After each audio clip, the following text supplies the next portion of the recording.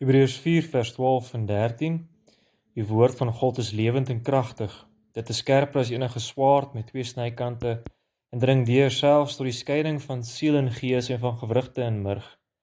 Te beoordeel die bedoelings en gedagtes van die hart. Daar is ook niks in die skepping wat vir God onsigbaar is nie. Alles lê oop en bloot voor sy oë. En aan hom moet ons rekenskap gee. Kyk, dit is lekker om weer hier saam met jou te mag wees en hierdie pad te mag stap en ja, hartlik welkom by hierdie geleentheid waar ons die derde opname in ons reeks oor waarom is die kerk belangrik en moet by die kerk wees en is daar verlossing buite die kerk. So gaan luister gous na daai opnames voordat jy na hierdie ene luister. Ja, is lekker dat ons vandag kan gesels oor hoe sorg ek dat ek 'n aktiewe en 'n meer lewende lidmaat is? Die praktyk daarvan, hoe lyk 'n gelowige se lewe? En by hierdie wonderlike geleentheid is Roan daar van Oshakati en Daniel daar van Otjorongo ook hier saam met my en ons gaan lekker hierdie gesprek aanpak. Hartlik welkom julle. Baie dankie. Baie dankie. So, hoe sorg ek dat ek 'n aktiewe en 'n lewende lidmaat is van die kerk? Ek gaan so 'n bietjie 'n inleiding daarvoor gee. Ja, 'n lidmaat wat gevul is met die Heilige Gees, wat met geloof gevul is, 'n lewe van dankbaarheid, 'n lewe wat besef, maar die Here het vir my genade bewys, wat ek nie verdien het nie. My op 'n plek gebring wat ek nie self kon bereik nie. Dit is absoluut 'n geskenk van die Here. En die Here het vir my veel meer gegee as net verlossing. Hy het my herstelde verhouding met hom gegee. Hy het vir my die geleentheid gegee om sy seënende hand in my lewe te beleef. So, dit begin by dankbaarheid, nee. Dit begin by, ek sien raak wie die Here vir my is, ek sien raak wat hy vir my in my lewe doen, ek beleef dit elke dag, hierdie genade en hierdie vrede wat die Here vir my gee, is deurlopend in my lewe te sien. En nou wil ek daarop reageer, nou wil ek dankie sê, en nou vra ek myself af, maar hoe sê ek dankie? En natuurlik ons sondagsafdeling, baie mooi daar, Sondag 45 sê die vernaamste deel van 'n gelowige se dankbaarheid is gebed, natuurlik, daarmee stry ons glad nie, ons leef in afhanklikheid van die Here, ons wil hom dankie sê in ons gebed ook, maar ons sê hom in besonder ook dankie in die manier hoe ons leef, hoe ons praat, hoe ons dink, daar waar ons woon en waar ons werk. So ja, begin eers daar. Is ek dankbaar vir wat die Here vir my gedoen het? Maar as ek dankbaar is, dan gaan ek ook hierdie innige smagting hê om te sê, okay, waar kan ek my hand opsteek? Waar kan ek my gawes gebruik? Dominee Roan, Dominee Daniel, wys my waar ek kan help. Kan ek asb PowerPoint opstel? Kan ek die dagkollekte opneem of kan ek koekies gaan bak vir ons koekverkoping of nee, dis as mens daai dankbaarheid het, dan is dit nie 'n ding van ek weet nie waarom te help nie, so ek dink van ek wil help. Geef my net iets, ek wil iets doen. Ek besef ek het 'n dringende begeerte om vir die Here te leef en vir die Here dankie te sê. Binne natuurlik en ook buite die kerk. So Roan, Daniel, van daar af wil jy graag iets byvoeg. So voordat ons nou verder gaan met die inleiding. Ja, nee, dit wat jy gesê het is waar. Ek dink partykeer gaan mense sommer net ander dinge uitdink om te doen.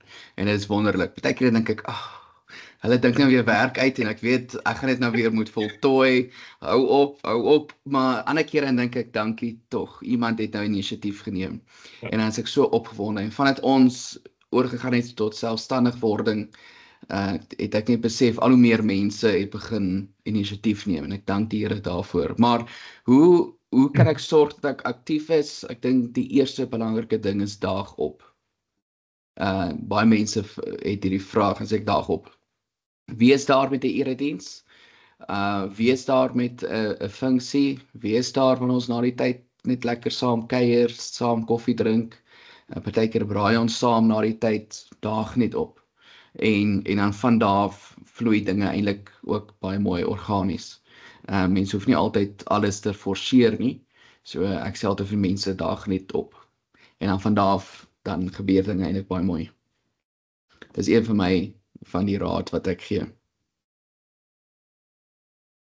Ja, nee, ek het nou sommer gedink aan wat Jacques gesê het, die feit dat die Here vir mense hierdie voorreg gee om deel te wees van sy volk, deel te wees van die geloofsgemeenskap en 'n mens se dankbaarheid. Toe dink ek sommer aan Psalm 68. Ek gaan sommer die beruimde vers 3 lees. Hoog bo die onreg wat hier woel, staan God se heilige regterstoel, vanwaar hy in ontferming die weduwee sal reg verskaf, die wees se kinders se onderdrukkers straf.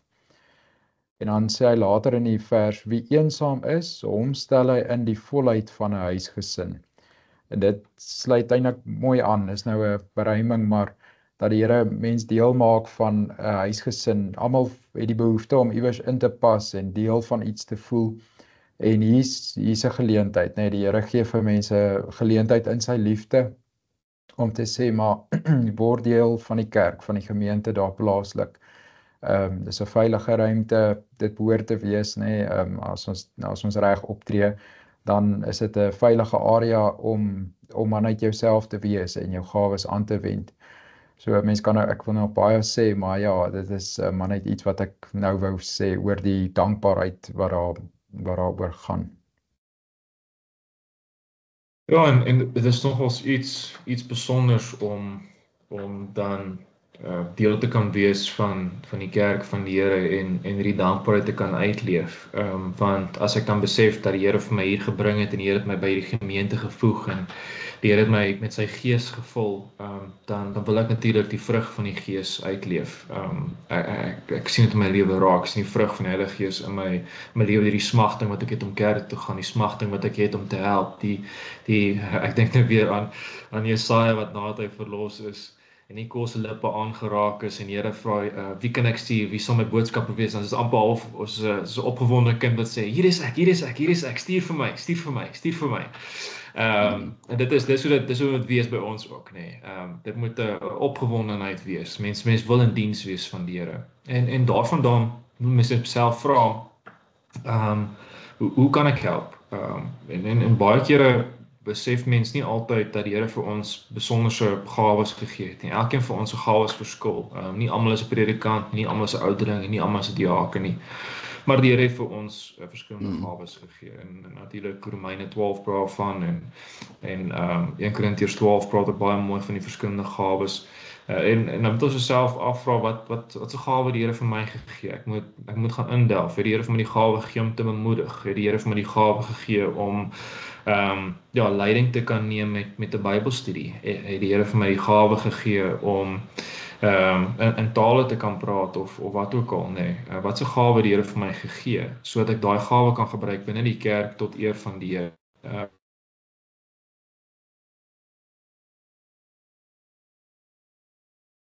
Nie almal het vir ons dieselfde gawes gegee nie, sodat die kerk al sy gawes wat hy het kan gebruik tot verheerliking van die Here. So identifiseer die gawes wat jy het. Gaan kyk wat die Here vir jou gegee het, waarmee jy goed is. Is dit om siekes te genees? Is dit om regtig vir 'n ou tannie te help om haar groceries in die huis in te dra? Is dit om selfs net by die ou huis te gaan draai maak en byvoorbeeld met hulle te gesels en weekliks by hulle uit te kom, of weduwees mooi te begelei om te verstaan hulle is nie alleen nie, om geleenthede te skep waar mens se hande arbeid kan gebruik om te sê, okay, ek sal goed regmaak, die vermoë om goed reg te maak, ek sal by die kerk of by die pastorie sal ek dinge begin regmaak, op die boukommissie wees of wat ook al.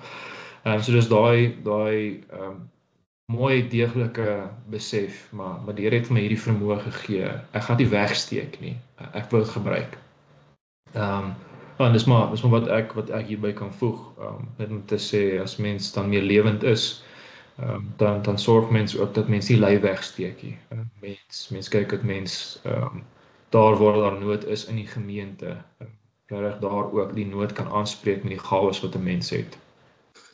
En as lidmate nog nie weet wat hulle gawes is nie, of hulle weet nie om dit mooi aan te wend nie, dis kom daar ook 'n kerkraad is, dis kom die Here ook gawes gegee het. Ek dink in Efesiërs 4 waar hy praat vanuit 'n apostels, leraars, evangeliste gegee en sê, en die doel daarmee was is sodat hulle, laat ek nie presies die bewoording kry, sy doel daarmee was om die gelowiges toe te rus vir hulle diens en vir die opbou vir die liggaam van Christus. En dit is ook die werk van ons kerkraad om lidmate toe te rus vir hulle dienswerk. En so ja, dit vat nie baie, of ek sê altyd, as jy 'n professionele groeter by die kerk wil wees, as jy 'n professionele verwelkomer wil wees, jy kan dit doen. Dan is daar mense wat wil help met die finansies. Hulle weet hoe Excel werk, hulle weet hoe belasting werk, daar is sekere dinge waarvan hulle onseker is. Ja, mense kry opleiding. Ons kry ander lidmate wat jy daarmee kan help. So ons hoef nie bang te wees om ons gawes te gebruik nie. So as jy weet wat jou gawes is nie, vra ook dan vir die kerkraad of jou predikant om jou te help, sodat jou gawes ontgin kan word. En as jy gawes het, maar jy is onseker hoe om dit te gebruik, of jy voel jy het nie kundigheid nie, praat nog steeds met die kerkraad of die predikant, sodat jy ook daarmee kan help. Daar is ander lidmate wat ook so voel, daar is ander lidmate wat dalk die kennis het, maar hulle wil nie noodwendig hulle gawes gebruik nie, of hulle kan op hierdie stadium hulle gawes gebruik nie, hulle sal jou kan help. So ek dink net, ja, en dit kom weer daarop neer, daag net op. Ek dink as jy opdaag en bereid is, dan kan mens 'n ver pad stap. Partykeer dan sê dat, dan vra so iemand wie sal ons help daarmee, en dan is daar nou iemand wat hulle hand opsteek, dan dink ek, okay, behalwe jy. Ek het nou gehoop, jy sê jy hand op nie, jy het jou hand opgesteek, maar dan werk, ekskuus, ek is baie eerlik, maar dan werk mense nou, daai persoon is bereid. En is bereid om dit te doen, so kom ons lei daai persoon op om dit te doen. En ja, so nog elke keer was ek eintlik verkeerd geweest wat ek in my gedagtes gedink het, asseblief net jy nie. Want hulle het op die einde, die feit dat hulle bereid is om dit te doen, het hulle soveel passie daarin gesit, en hulle maak 'n groot sukses daarvan. So moet nou nie hierdie predikant se voorbeeld volg nie. Maar ja, ek dink dit is daag op, steek op jou hand, hier is ek, gebruik my Here. Ek wil ook net iets byvoeg wat ek ook al opgetel het, is baie mense in die gemeente voel, daar is mos nou maar die groepie wat altyd alles doen, en hulle wil nie, of hulle voel hulle is minderwaardig, hulle wil nie hulle self in daai groep in laat beweeg nie. En dan het ons as kerkraad of as leiers in die gemeente dan nou die verantwoordelikheid om juis daai mense, of ons gaan nie weet wie wil betrokke raak nie, maar om juist net as daar iemand niets inkom, nie skeef aan te kyk, jy weet, as hulle wil betrokke raak nie, net om ontvanklik te wees en akkommoderend te wees, soos Roan ook nou gesê het, nee, om net te sê, maar dankie dat jy deel is, ek is dankbaar, kom, wees deel, mens moet nie snaakse houding hê teenoor nuwelinge wat betrokke wil raak nie. En dan om ook maar ek dink maar aan ons gemeente, om maar as mens nou baie funksies en goed het, soos hier by ons, moet 'n mens maar die werk, ek en Renée, my vrou, deel maar die werk, of ons maak hoe kan ek sê, mens deel nie die werk uit nie, ons is nie maar ons identifiseer ander, identifiseer ander gesinne om dalk hierdie keer die funksie te reël, of daai keer, sodat die hele gemeente op die ou end iets doen deur die jaar. Want anders is dit net een groepie wat heeltyd dieselfde doen. So ek wou maar net dit ook genoem het. Dit is ook baie belangrik, want as ons ook in 1 Korintiërs 12 die bekende deel oor hierdie gesprek lees, dan sien ons die hand kan nie vir die mond sê ek het jou nie nodig nie. Die oog kan nie vir die oor sê jy's onbelangrik nie, nee, ons almal moet betrokke wees en moet bereid wees om iets te doen. En die een is nie minder werd as die ander nie. Ja, en wat mens nog beleef eintlik is dat mense hierdie halfgevoel het onder lidmate, en ek het nou weer onlangs ook beleef hier in Soemep, waar lidmate net sê, maar hulle kom nie goed oor die weg met hierdie persoon nie, want hulle is in 'n kompetisie onder mekaar wat besigheid betref, en so ook, en dan wil hulle nie saamwerk nie, en hulle wil nie die pad saam stap nie, want hierdie net hierdie gesê, en daai net daai gedoen, en ek hou nou nie van hierdie tannie se hare elke Sondag nie, of hierdie tannie maak my bang, sy wil my nie die hele tyd soen, met nat lippe, nee, dit is sulke goedjies wat predikante baie keer moet hoor, En dan vra jy jouself eintlik af, maar waar gaan dit nou eintlik? Dit gaan eintlik baie selfgerig waar mens nou probeer probleme soek, wat eintlik nie veronderstel is om daar te wees nie. Ons moet eensgesind wees. Ons besef dat wanneer ons in die kerk van die Here is, dan is nie daar vir onsself nie, ons is daar vir die Here. Ons is daar om die Here te dien. En dat ons aan hom die eer wil gee, en ons gawes wil gebruik deur mee lewend te wees. En daarom wil ek graag Filippense 2 net vir ons voor staan. Aangesien hulle troos in Christus ondervind het, die aansporing deur die liefde, die gemeenskap deur die Gees, die innige meegevoel en meelewing, maak nou my blydskap volkome deur eengesind te wees. Een in liefde, een van hart, een in strewe. Niks uit selfsug of eersug doen nie, maar in nederigheid met die een die ander hoër ag as homself. Jy moet nie net elkeen aan sy eie belange dink nie, maar ook aan die van die ander. So in daai opsig dink ons aan mekaar, ons dien die Here, ons leef mee lewend, ons gee om vir mekaar, al stem ons nie baie keer saam oor sake nie, al is ons kompetisie vir mekaar in die besigheids- en die werksplek, maak dit nie ons ongeldig nie, nee. Dit is nog steeds daar, ons is nog steeds een in liefde, een van hart en een in strewe tot eer van die Here, selfs binne die werksplek. Moet ons die hoër ag as die ander, en natuurlik, het gaan nie oor om in die kerk te werk om eer te kry nie, dit gaan oor om die eer aan die Here te gee. Dit gaan nie vir ons om op die troon gesit te word, of ons wat geloof en geprys moet word, en ons wat tegen al die dinge, wonderlike dinge gedoen het nie. Nee, dit gaan oor die Here. Ons is net dankbaar dat ons in die Here in sy kerk mag wees en hy dankbaarheid vir hom mag leef. Ja, en dit is die gesindheid wat 'n mens moet hê. So as jy aktiewe lidmaat wil wees, sorg dat jy deurlopend jou fokus op die Here rig en doen wat hy van jou vra uit sy woord. Dat sy woord is hy duidelik oor wat hy van ons as gelowiges verwag. Ons moet bereid wees om te luister en te gaan doen. Ja, nie in opstand te kom teen die woord van die Here, maar gehoorsaam uiting te gee daaraan, en dan sal die Here ook die kerk seën.